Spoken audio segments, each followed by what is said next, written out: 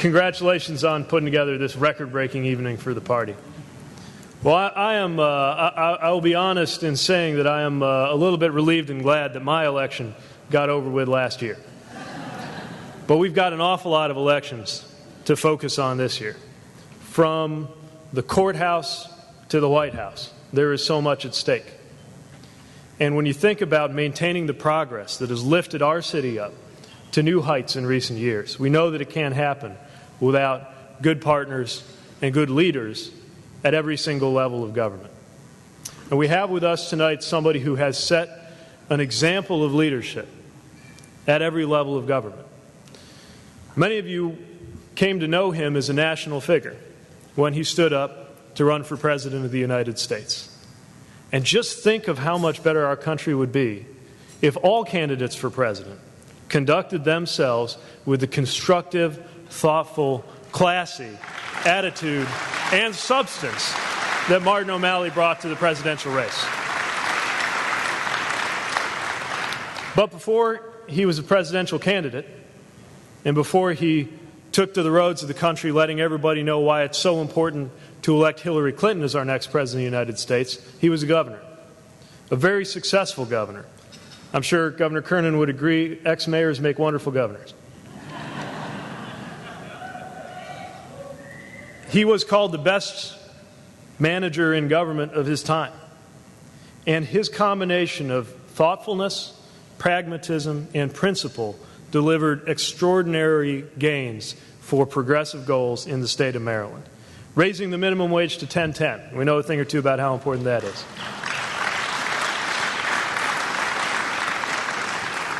Signing marriage equality into law. Maryland's not one of those states that had to be dragged into it by the courts. Abolishing the death penalty, passing the DREAM Act to make sure that the undocumented had tuition. Achievement after achievement for the state of Maryland during his 2 terms of extraordinary service as governor. But before he was governor, he was a mayor. And I got to tell you, if you like any of the things that my administration has tried to deliver in the city, you should know how influential the example of Martin O'Malley has been to me and to every forward-thinking mayor in the United States. He pioneered the use of information, statistics, evidence-based decision-making, not for the sake of the numbers, but for the sake of the men, women, and children who trust us with their money and their lives in city government. He recognized the opportunity to find new ways to deliver those services that everybody counts on. And when we were launching initiatives from the 1,000 Houses in 1,000 Days to the group violence intervention, one of the things I always remembered was what he said about how good leaders make themselves vulnerable. And he didn't mean talking about their feelings. He meant publicly committing to ambitious deadlines and goals that are what it takes in order to reach the next level as a community. And that style of leadership, even though it goes back from before he was governor to when he was mayor, influences mayors across the country to this day. I was delighted when Governor O'Malley responded to Jason and to me that he was willing to come headline this extraordinary event, and he's a big reason why this is a record-breaking dinner. But he's also just a big reason why I'm proud to be a Democrat. The fact that you can be thoughtful, as he is, a spiritual and powerful intellect, that you can be pragmatic, understanding how to get things done, and not just how to say good things, and principled, knowing that all of that talent and all of that effort and all of that problem solving has to be to a purpose, or after all, what are we even here for? We are proud to have him as a leader in our party. I am proud to call him as a friend, and we're delighted to host him here in South Bend tonight. Please give a warm South Bend welcome to Governor Martin O'Malley.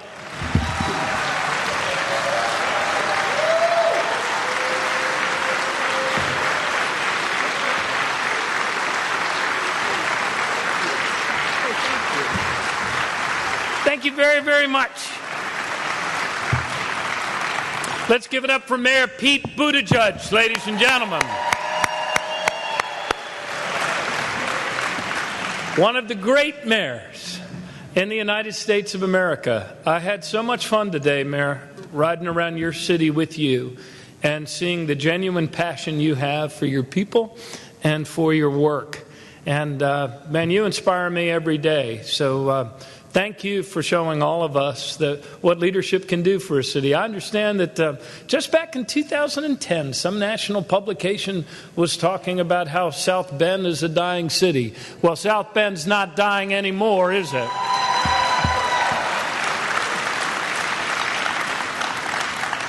Like, there's so many people here to acknowledge, but I am a Democrat, and I believe that events should end on the same day that they begin.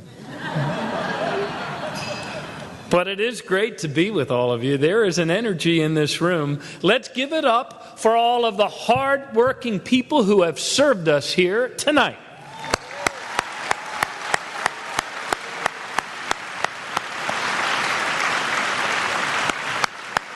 We are Democrats.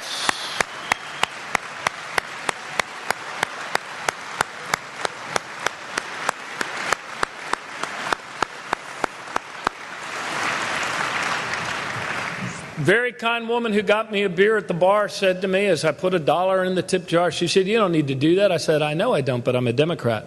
And so that's what we do. Woman at my who was taking care of us at our table when Lynn Coleman was up here and told all of you rightly that we can win this thing. The woman said, "That's right, baby, that's right." So let me acknowledge Chairman Jason Critchlow. Jason, thank you for your tremendous work for the county. These dinners do not happen by themselves, and I know that you were on the horn making this happen, and thank you for giving me the humbling honor to be with all of you here tonight. State Chairman John Zodi,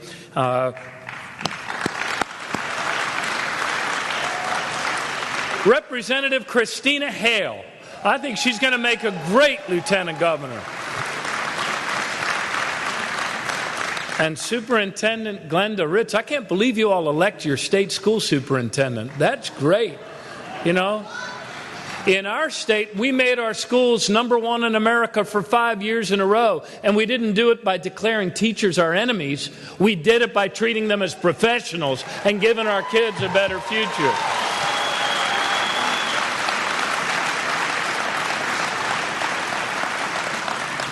It was my great honor tonight to meet for the first time Governor Joe Kernan and also his wife Maggie. And Governor Kernan has a button on his lapel. Mine says Hillary 2016. His says Veterans for Hillary.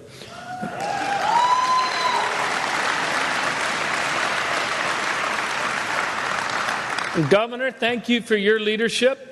And my fellow Democrats, one of the clear distinctions in this race is that as Democrats, we support our veterans in law, we support them in budget, we support them when they come home, we support them on the battlefield, and we especially honor those that served as prisoners of war in the conflicts of the United States of America.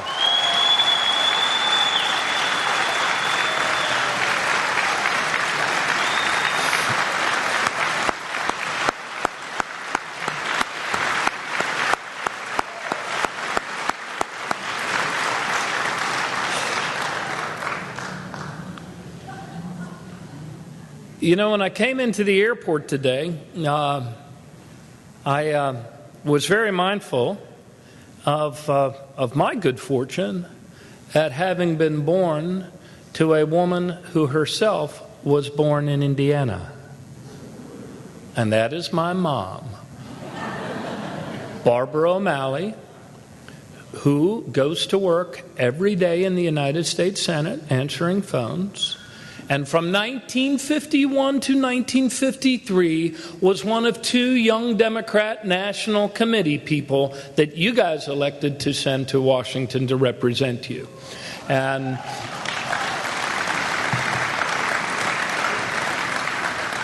she actually got a pilot's license at the age of 17.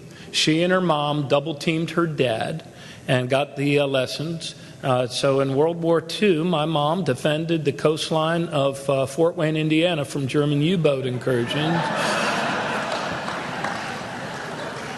You know, And I don't mean any. I mean, I am in awe of my mom that, as you know, that she would get a pilot's license at the age of 17, and her dad, who I never met, my grandfather, was the chair of the Allen County Democrats in Fort Wayne all through the Roosevelt years.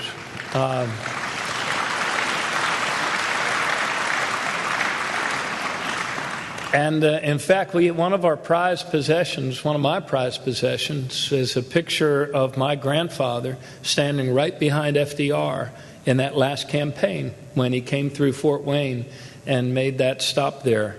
And when I saw your flag, that very distinctive flag, with that torch of freedom and the stars around it, my memory immediately went back to all the great summer days I spent here in Indiana with my brothers and sisters, when we would often pull up late after driving through the night, and my grandmother would be up with the lights on in her little house there in Fort Wayne, and we'd go upstairs and flop into bed in these crisp white sheets in her dormer, the smell of Dove soap in the air, and the love that was in that home and that's in this beautiful place that you guys call home.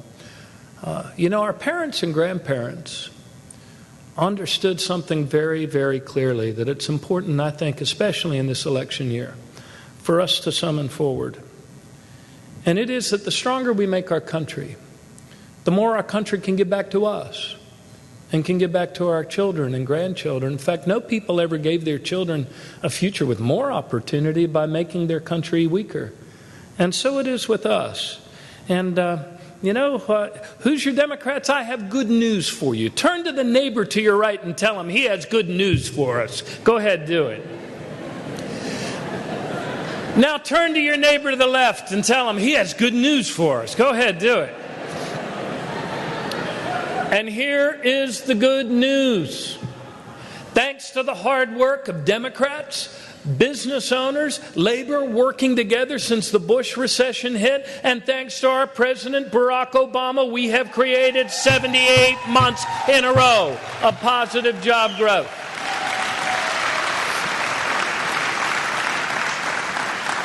"78 months in a row of positive job growth." The Wall Street Journal, who hardly ever says nice things about Democrats, whether presidents or governors or mayors, said that, quote, "This is the longest sustained period of month-over-month job creation since the United States first started keeping records in 1939.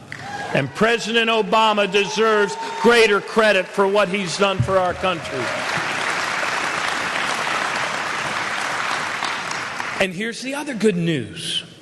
We've been in a difficult position these last 8 years. This was the longest recession we've ever had to fight our way through in memory since the Great Depression. And the last thing to recover in a recovery are wages.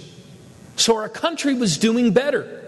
And yet, most families weren't feeling that. But the U.S. Census just last week reported that last year, we achieved, it didn't happen by itself, we achieved an increase in median family incomes of $2,800 a year. And the greatest gains were at the lowest levels of the earning spectrum. Robert F. Kennedy once said, "The task of leadership, the first task of concerned people, is not to condemn or castigate or deplore. It is to search out the reason for disillusionment and alienation, the rationale of protest and dissent, perhaps indeed to learn from it." And so we must. Look, I know that anyone who pays attention to what he says and watches what he does, you have to shake your head. You've been disappointed. There were times when you were really angry and downright outraged. And there's no way we can let him anywhere near the White House, because just when you think he's hit bottom, he somehow reaches a new low. But enough about Mike Pence.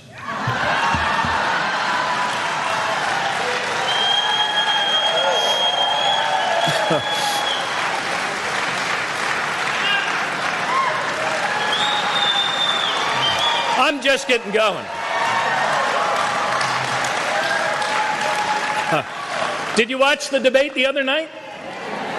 Yeah, that was a good debate. 80 million Americans saw Hillary Clinton show how prepared she is to be leader of the free world. And they saw Donald Trump demonstrate just what a handful he's going to be once he enters kindergarten. Huh? Did you hear Donald Trump say that the reason he doesn't pay taxes is because he's so smart? Did you hear that? Well, what did Donald Trump do in 1991? What did he do in 1992? What did he do in 2004? What did he do in 2009? Yes, you're probably thinking those are the years he got married.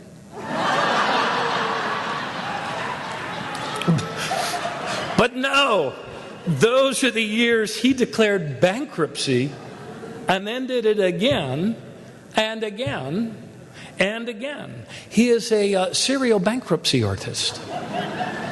And he's a master of the great hype. But let's all remember what he does best, huh? It's like the reverse Midas touch. Trump Airlines failed. Trump Magazine failed. Trump Steaks failed. Trump Vodka failed. It's hard to fail at alcohol. Trump Ice failed. Trump the Game failed. Trump University failed and ripped off a lot of hardworking people along the way. This guy preys on fear.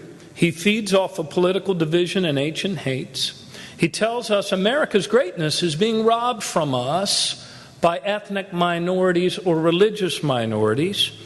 Well, this is what I say to Donald Trump, and say it with me. To hell with your American nightmare. We fight for the American dream.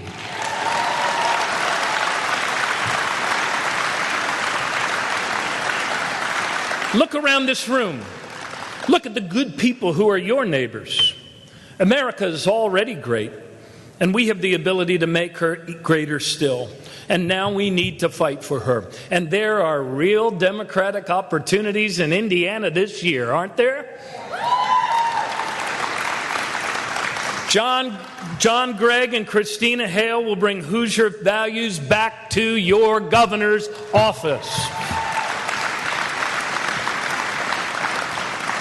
Evan Bayh will show the entire United States Senate what it means to put country first and get things done, because that's what he did as governor. And Lynn Coleman has served his community for 40 years. He's helped make South Bend an innovative, inclusive, connected city of tomorrow, and we need Lynn's voice in Congress today.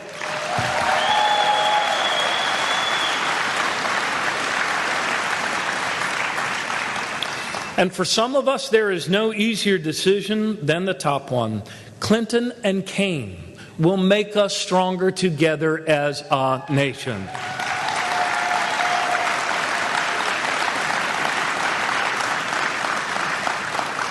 But folks, this donkey was not made for sitting. It was made for riding. So let's get going. Because Indiana Democrat, America needs you now in this fight for our country's better future. Let's acknowledge some of the important truths that unite us. You and I understand. Your mayor understands.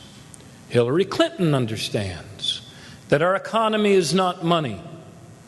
It is people. It is all of our people. The more American workers earn, the more they can spend, and the more our economy grows. And that is why Hillary Clinton and Tim Kaine will fight to make the minimum wage a living wage and push all wages in an upward fashion. That is why Hillary Clinton has put forward a plan to make college affordable again, so it's a gateway to opportunity and not a trap door to a lifetime of debt. That is why Hillary Clinton will fight to make it easier for people to join labor unions and not harder, to bargain for collective wages for all Americans. These things help all of us.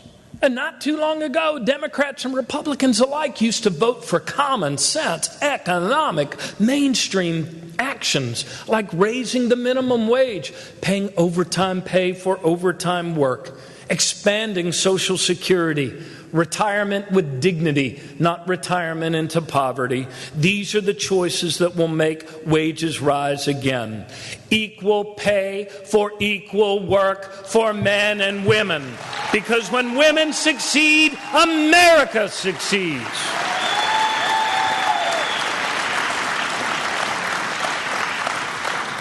And that's why, while Donald Trump runs down America, Hillary Clinton instead puts forward substantive ideas with specifics.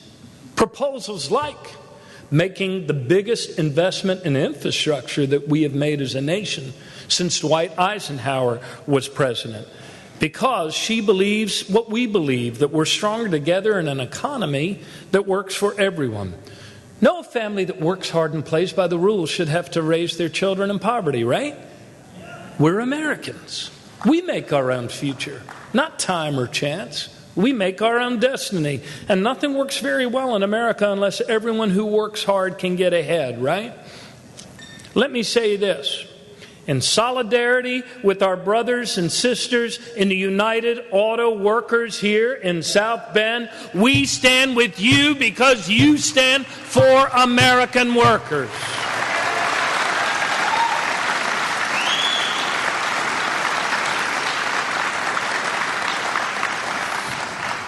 Now, the Republican nominee for president this year actually is one guy who disagrees with those economic truths. Donald Trump has actually said American wages are too high. He said this. American wages too high? I'll tell you what's too high. College tuition, Donald, is way too high. What's too high? The cost of child care. That's too high. The number of American children who live in poverty, including 1 out of 6 who are food insecure in Indiana, that's too high. Donald Trump's opinion of himself.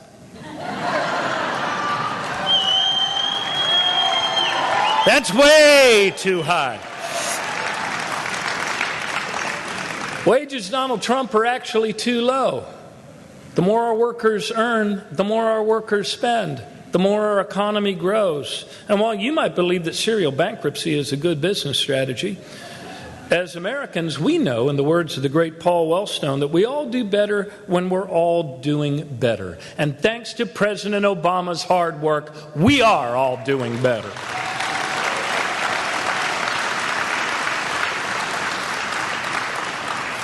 But our economy doesn't work very well unless we can make wages go up. You know what? You guys are big into Notre Dame here, right?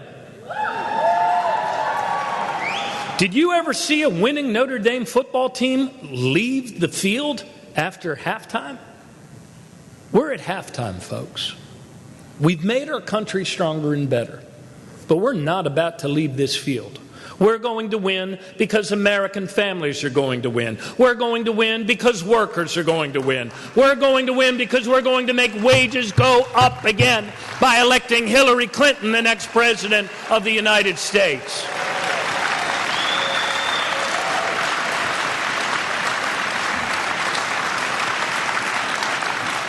And if we encounter obstacles that get in the way of robbing opportunity from Main Street in order to help Wall Street, then we're going to break up big banks if they're too big to fail. If we find impediments, things that drag American workers down and suppress wages, we have an obligation for the common good we share, and in keeping with the belief we have in the dignity of every individual, to remove those obstacles. And what is one of them? It is the fact that 11 million of our neighbors are forced to work in a underground economy and off the books and in the shadows of the United States of America. One of the biggest drags on workers' wages, yes, is the fact that we have not yet passed comprehensive immigration reform, and we need to do it now to make wages go up.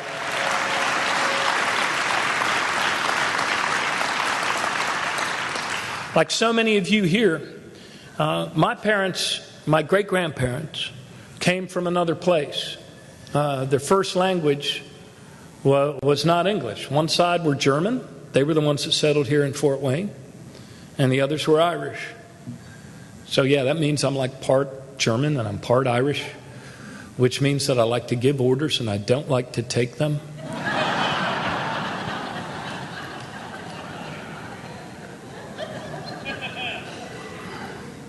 But the dreams they had for their children and grandchildren were purely American. And I don't know if you've ever met some immigrant people, especially refugee kids like those kids that came here recently fleeing death gangs from Central America. In my heart, I know there is nothing more American than people that are willing to risk everything, including their own lives, in order to come here because of the best that we have to offer the world. Hope, respect, the dignity of every person. Hillary Clinton and Tim Kaine believe as we believe, that for the good of our nation and the good of our economy, we must come together to pass comprehensive immigration reform, because the American we love does not engage in torture. The America we love does not build walls and for-profit prisons. The America we love does not lock up women and children in shameful immigrant internment camps. And unlike that immigrant-bashing carnival barker Donald Trump, Hillary Clinton understands the enduring symbol of our country. It's not the barbed wire fence. It is the Statue of Liberty.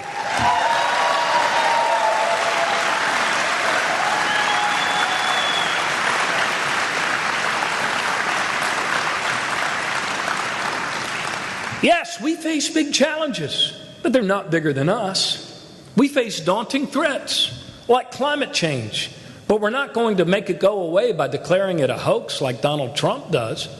Did you know this guy actually said that climate change is a hoax invented by the Chinese to distract and hurt America? I'll tell you what, ma'am. If the Chinese were capable of inventing a hoax that would hurt and distract America, they would not have invented climate change. They would have invented Donald Trump.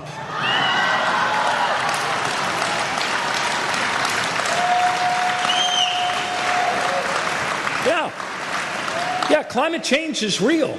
Climate change is real. And you know what? Wind and solar actually employ even more people today in the United States than coal does. And climate change is the greatest business opportunity to come to the United States in 100 years. Do we have to make adjustments? Yes. Do we have to adapt? Yes. Do we have to actually invest in the skills of our people to make this that opportunity? Yes. And that's what we do best as Americans. And that's why Hillary Clinton has put forward a plan to do that. Look, President of the United States is the toughest job in the world. And I am one of the few people who could come here to South Bend, Indiana tonight and say to you that I have campaigned with Hillary Clinton and I have campaigned against Hillary Clinton.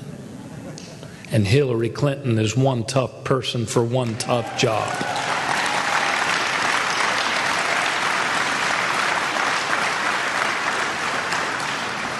And unlike that Vladimir Putin wannabe Donald Trump, Hillary Clinton will not back down from a tough fight. From her earliest work for the Children's Defense Fund to her work as a United States Senator in the aftermath of the attacks of 9/11, Hillary Clinton has made a lifelong commitment to fighting for those who don't have a voice.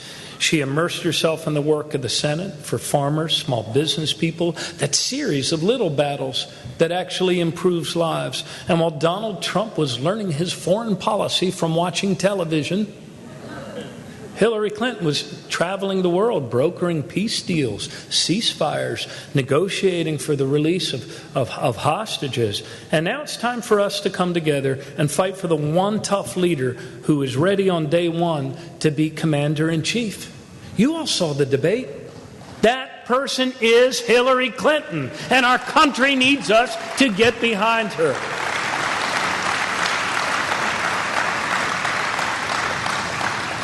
So folks, look, we have 39 days. In the Bible, it says that 40 days is a symbol for a long time. In a campaign, it is a blink. We've got a blink. I know that there are people in this room who helped circulate petitions for me when I was running for president.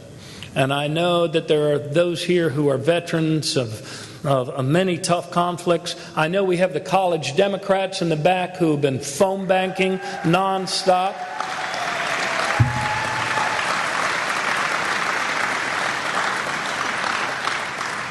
Over the last 15 years of executive service as mayor and as governor, I have attended a lot of sad ceremonies where moms and dads have been asked to give a lot more than what I'm asking you to give in these next 39 days. They've given up a son or a daughter for our country.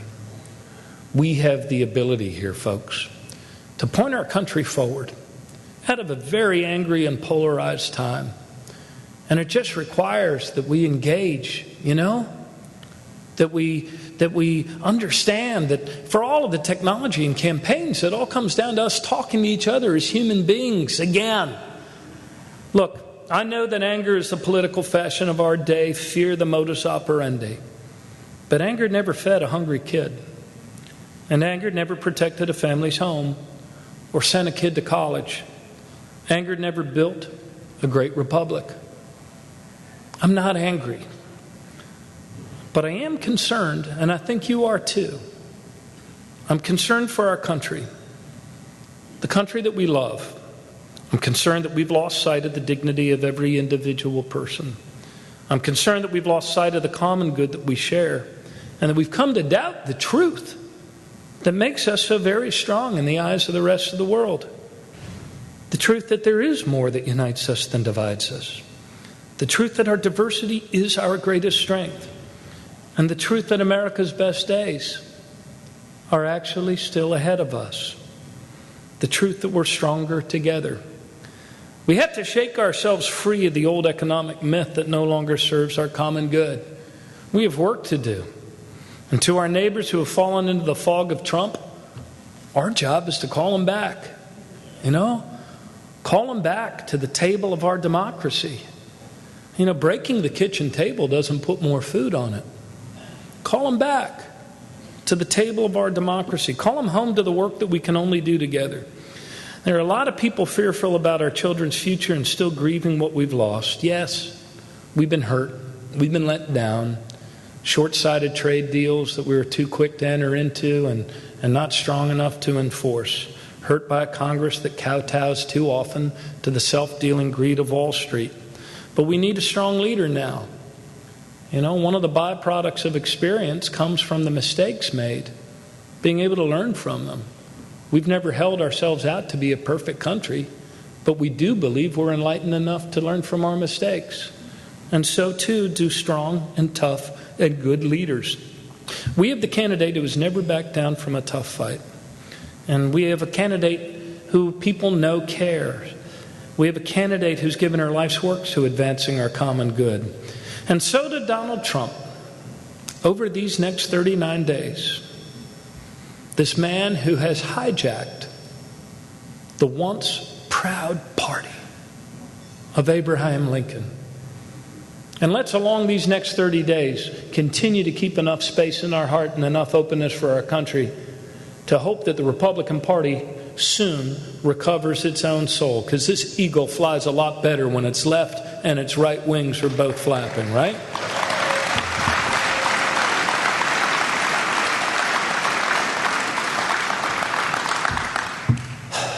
But now it has come down to these 39 days, and so did Donald Trump. We say that we will have it out with you. You who have bullied and bribed. You who have sought to pit us against one another. You who say vile and hateful things about other Americans based on their race or their creed. Did you really think you could sell America short? Or that your hate is stronger than the love we have for one another? Yes, your reality hate show has brought you $2 billion of free airtime. And yes, you've hijacked the nomination of a once proud party. But I'm here in Indiana with you to say to Donald Trump, you can have your bankrupt towers, you can have your made in China neckties, you can have your free airtime, but you can't have the United States of America.